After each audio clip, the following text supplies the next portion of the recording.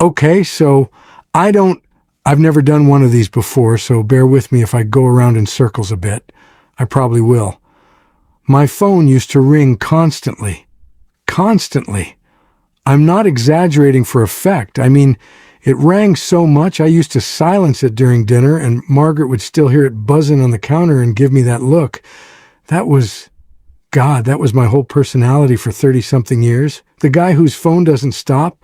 Then I retired and it just stopped. And I want to be careful here because I told this story wrong for a long time. So let me try to tell it right, or at least tell it slower. The story I used to tell people was, nobody calls anymore.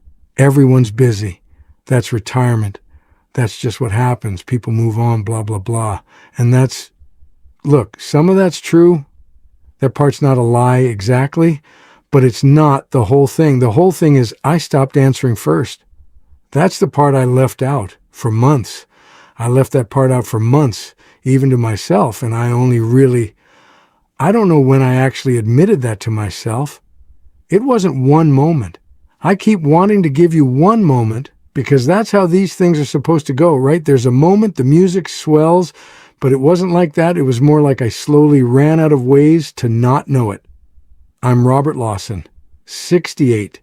And if you'd asked me 2 years ago whether I was lonely, I would have laughed at you.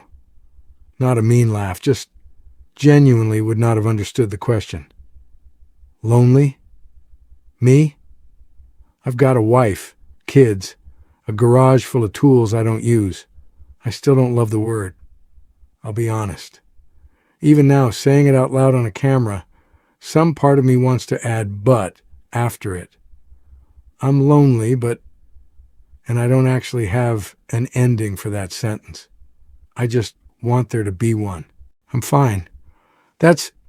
I want to talk about that phrase because I said it so many times I stopped hearing myself say it. It became like a reflex. Somebody says, "How are you?" And before my brain even processes the question, my mouth's already said fine, and half the time I'd catch myself a second later thinking, wait, was that even true? Usually I decided it was close enough to true. Nothing was wrong. Nobody died. Margaret was there. Kids were healthy. Mortgage was, I had a whole list I could run through if I needed to prove to myself I had no right to be sad about anything. So I didn't call it what it was. I called it retirement, or I don't know, I called it adjusting, or a quiet patch. I think at one point I told my daughter I was between hobbies, which, thinking back, is possibly the saddest sentence I've ever said out loud, and I said it like it was a joke. I don't know why lonely felt like the one word I wasn't allowed to use. Bored, sure, tired, fine, needing space. That one I used a lot, needing space, which is a strange thing to say when you have all the space in the world and no one in it. Lonely just sounded like I was doing something wrong, like it was a complaint about the people who love me, which it isn't. It's not their fault. I want to be clear. This isn't me blaming Margaret or the kids. I want to say that now before I get further into this, because I think I'm going to sound like I'm blaming them and I'm not. I don't know who I'm blaming, honestly. That's maybe the most honest thing I can say right now. The first stretch of it felt like a long weekend. And I want to say that part was actually good. I don't want to make it sound like day one was already terrible, because it wasn't. I slept in. Margaret would ask big plans today as a joke, and I'd say absolutely as a joke back. And then I'd spend the morning. I moved a screwdriver from one side of the garage to the other one time. Just moved it. Called it organizing. I laughed about it at the time. I stopped laughing about it at some point, and I can't tell you exactly when. The days sort of melted. That's the only word I've got. Tuesday, Thursday didn't matter. I stopped wearing a watch, which felt liberating for about a week, and then just felt like I'd lost track of something I couldn't get back. I keep trying to explain what I missed, And it's hard because it wasn't the job. People assume it's the job, and I used to think that too. I used to say, I miss the work. And no, I didn't miss meetings. I hated meetings. I did not miss the printer. I missed being expected somewhere. There's a difference, and I didn't understand the difference until it was gone.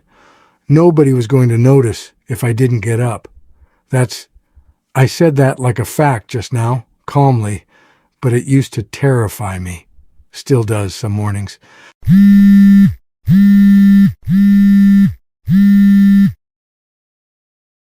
Okay, Alan.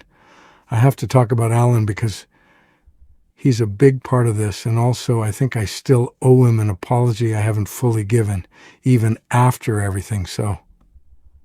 Alan and I worked together 20 years.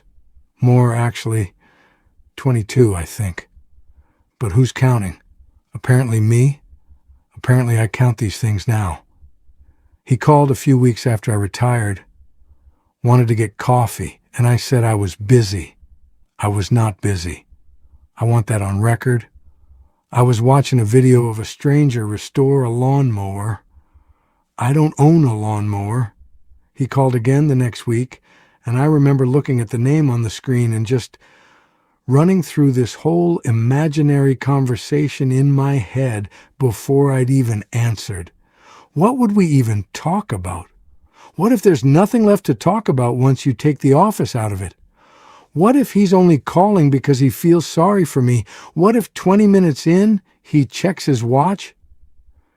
None of that happened, by the way. I want to say that now so you're not sitting there waiting for something terrible. Nothing happened.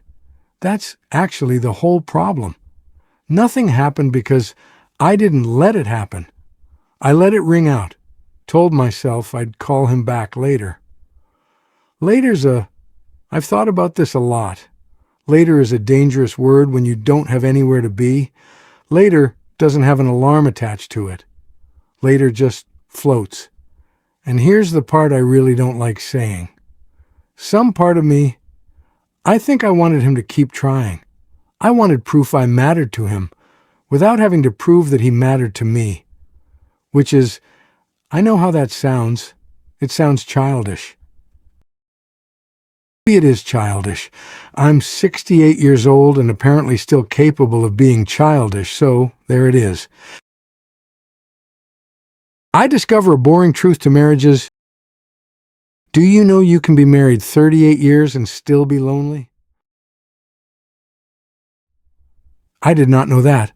I want to say that plainly because I think a lot of people assume if you've got someone, that's the loneliness problem solved, and it's not that simple, and I feel almost guilty saying that because it sounds like I'm complaining about Margaret, and I promise I'm not. She loves me. I've never once doubted that, not for a second, not even in the worst of this. But she can't be everything. She's not supposed to be everything. I think I tried to make her everything for a while, actually. I followed her around the house talking about things she hadn't asked about. Heating costs, a documentary about bridges of all things, the neighbor's hedge, which I had opinions about that hedge that no reasonable person should have. She said to me once, "Robert, I love you, but you need someone else to talk to." And I laughed. I actually laughed like she'd made a joke, and she hadn't, and I could see on her face that she hadn't. And instead of doing anything useful with that moment, I got defensive. Said something like, "I'm perfectly capable of entertaining myself," which in hindsight is a strange thing to say to your wife of almost 40 years, sounds like something a teenager says. Then I went and watched 3 episodes of a show I didn't even like. Couldn't tell you what it was about. I think I was proving something. I still don't know what. She stopped asking if something was wrong, eventually, after enough no's. And this is the part I really don't like. I got angry at her for stopping, like she was supposed to keep asking forever even though I kept lying to her face every time she did. I hid it. Then I got mad at her for believing me. It wasn't always sad. I need to say that because I think people picture loneliness as this quiet, weepy thing, and for me, a lot of it came out as anger, which nobody warns you about. I snapped at Margaret over nothing, got furious at self-checkout machines, which, honestly, those things do deserve some of it. They're far too confident for something that needs help every 30 seconds. But it was more than that. I was angry the world kept going without me. Angry at old colleagues for not calling, which is rich given everything I just told you. Angry at my kids for being busy. Angry at people who still seem to have somewhere to be.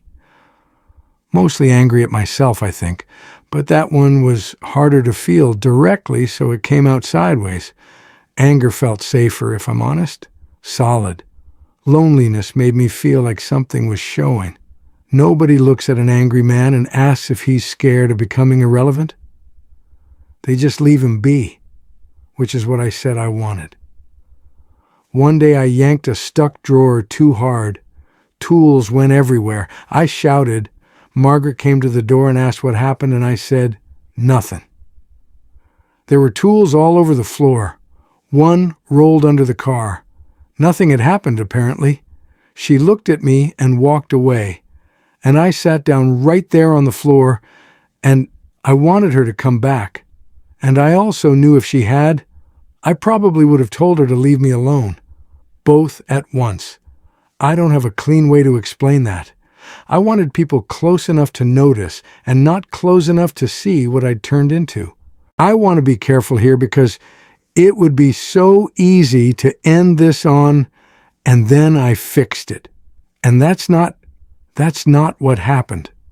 I didn't wake up the next day a new man. Didn't join 3 clubs and become the neighborhood social butterfly, believe me. I still let calls go sometimes, still invent reasons not to leave the house. Some days the chair still feels safer than a room with other people in it, and I don't have a tidy explanation for that. It's just still there. What changed, I think, and it's small, I want to be honest about how small, is I can't pretend anymore that the silence was just happening to me. Some of it was, people do drift, that part's real, but some of it I built, not on purpose, not because I wanted to suffer, just because pulling back felt safer than risking somebody saying no, because I'm fine felt more dignified than could you stay a little longer, because I wanted proof I mattered without ever having to say it mattered back. I'm not proud of that, and I'm honestly not sure I've stopped doing it. That might be the hardest part to say out loud, that you can see the whole pattern clearly, name every piece of it, and still catch yourself doing it again next Tuesday. Alan stopped calling eventually. Obviously, you can only get ignored so many times. And here's where it gets stupid, because when it stopped, I took it personally. Told myself he'd moved on, found other people, was out there living some full life without me in it, and it never once occurred to me, not once for months, that maybe he just believed what I'd told him, that I wanted to be left alone, which I'd said repeatedly, in every way except the actual words. I didn't want to be left alone. I wanted to be chased without having to admit I needed chasing. Months went by like that. Then I saw him in a cafe across town, sitting by the window, and he looked older, which is ridiculous. It had only been 8 months, but I don't know. Without the office around him, he just looked like a regular man. No title, no desk, nobody needing his opinion on anything. I almost left before he saw me. Actually stood by the door pretending to read a sign about seasonal pastries. Read it about 4 times. Didn't go in. Then he looked up. "Robert Lawson," he said. "Thought you died." And I said something like, "Not yet," pacing myself. And he laughed, and that was it somehow. 8 months undone by one dumb line. I don't fully understand how that works, but it did. We talked about nothing for 20 minutes. His wife's hip, my leaking shed, old co-workers who got promoted who shouldn't have. Then it went quiet for a second, and he looked down at his coffee and said, "I stopped calling because I figured you didn't want to see me." And I could have made another joke right there. That's my instinct. Always has been. Instead, I said, "I don't know where it came from." "I stopped answering because I thought you were only asking out of pity." He looked at me. "Called me an idiot?" I said, "Yeah." There was more actual affection in those two words than in anything either of us had managed to say in years, which is a strange thing to notice about the word idiot. But there it is. Then he said his phone doesn't ring much either. I sat with that one a while. I'd pictured him out there with a full calendar, plenty of people, and he'd apparently pictured me enjoying some peaceful retirement, happily left alone. Neither one of us was right. We were both just sitting in separate houses, waiting, too proud to say we missed each other. I want to tell you, that was the moment it all clicked, and I fixed everything. It wasn't. I understood what happened with Alan. Understanding why I keep doing it in general, I'm still working on that part.